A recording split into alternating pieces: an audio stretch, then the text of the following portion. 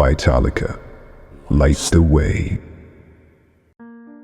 Bon, la dernière analyse de sang, ça remonte à quand? Pour beaucoup de gens, ça fait un bail. Et même quand on reçoit les résultats, on a souvent l'impression de lire un code secret.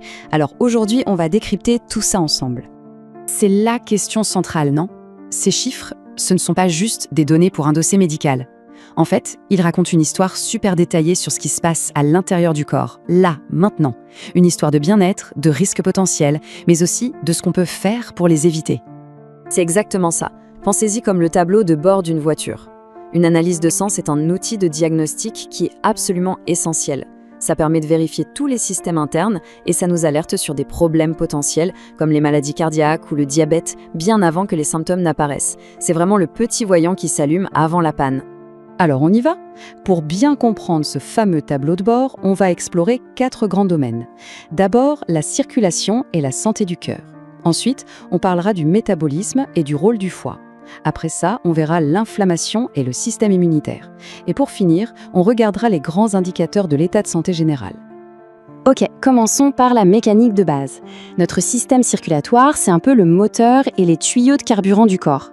Pour que tout ça fonctionne bien, le sang doit pouvoir circuler sans problème, de manière fluide. Et là, il y a un concept clé, la viscosité sanguine. C'est simple, imaginez que vous essayez de pomper du miel à travers une paille. Maintenant, imaginez avec de l'eau. C'est pas la même chose, hein. Un sang qui est trop épais ou trop collant force le cœur à travailler beaucoup plus dur, ce qui bien sûr augmente le risque de problèmes cardiovasculaires. Alors, comment on mesure ça? Eh bien, la ferritine nous dit tout sur les réserves de fer, qui sont cruciales pour fabriquer des globules rouges. L'hémoglobine et l'hématocrite, ou HGB et HCT, évaluent la concentration de ces globules. Pensez-y comme la densité du trafic sur une autoroute. Et enfin, l'indice de distribution des globules rouges, le RDW, mesure s'ils sont tous de la même taille. En combinant tout ça, on a une bonne idée de la fluidité de notre circulation. Mais attention, avoir un bon flux, ça ne suffit pas. La qualité de ce qui circule, notre fameux carburant, est tout aussi importante. Et c'est justement pour ça qu'on s'intéresse au profil lipidique, c'est-à-dire les graisses qui se baladent dans le sang. On entend tout le temps parler du bon et du mauvais cholestérol. Le LDL, c'est le mauvais. Il peut s'accumuler et former de la plaque dans les artères, un peu comme du calcaire dans une canalisation qui finit par la boucher. Le HDL, lui, c'est le bon.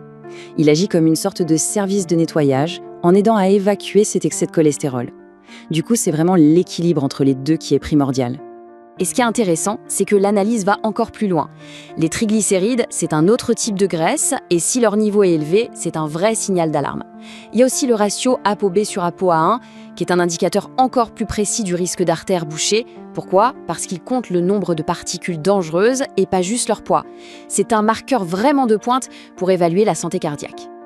Allez, on passe à la deuxième partie, l'usine de traitement centrale du corps. Le foie, c'est un organe juste incroyable qui gère le métabolisme, la détox et des centaines d'autres fonctions vitales. Les tests de la fonction hépatique nous donnent une idée de sa santé.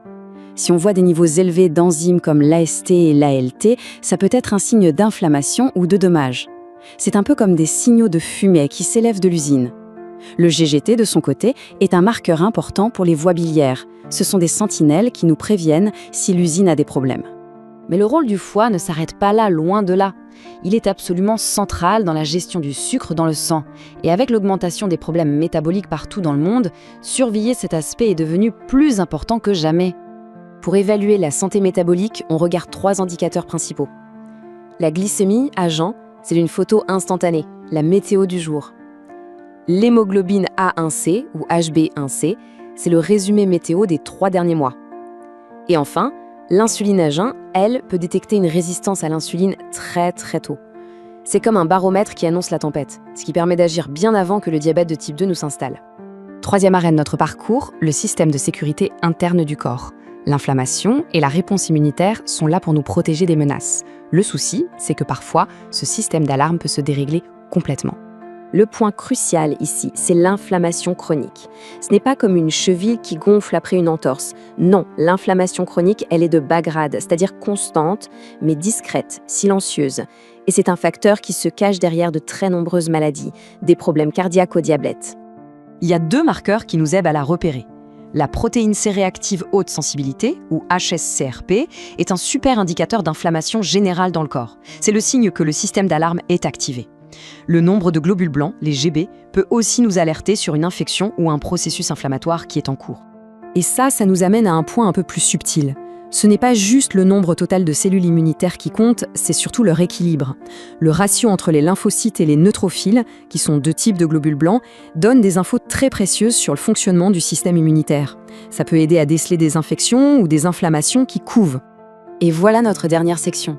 On va se concentrer sur un marqueur qui donne une vue d'ensemble, un vrai bilan de santé de tout le système.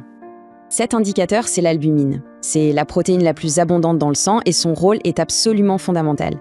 Elle s'assure que les fluides restent là où ils doivent être et elle joue le rôle de taxi pour transporter des hormones, des vitamines, des nutriments un peu partout dans le corps. Et comme elle est si centrale, son niveau peut refléter la santé de plein de systèmes différents. Des niveaux anormaux peuvent être un signe avant-coureur d'une maladie du foie, des reins, d'un problème de malnutrition ou même d'inflammation chronique. C'est vraiment un indicateur global, très puissant. On connaît tous le dicton « La santé est notre bien le plus précieux ». Cette phrase, elle résume parfaitement l'enjeu. Prendre soin de sa santé, c'est un des meilleurs investissements qu'on puisse faire dans sa vie. Et c'est là tout l'intérêt de la démarche. En comprenant ce que ces chiffres veulent dire, on n'est plus un simple passager, on devient le pilote. On peut prendre des décisions éclairées, avec les professionnels de santé bien sûr, pour prévenir les problèmes bien avant qu'ils n'arrivent. Alors la prochaine fois qu'on se retrouvera face à ces résultats, il faudra se rappeler que ce n'est pas juste une liste de chiffres, c'est une histoire détaillée de notre bien-être. Et comprendre cette histoire, ça permet de reprendre le contrôle et d'agir pour un avenir plus sain. La question au fond, c'est est-ce qu'on est prêt à écouter ? Merci d'avoir suivi.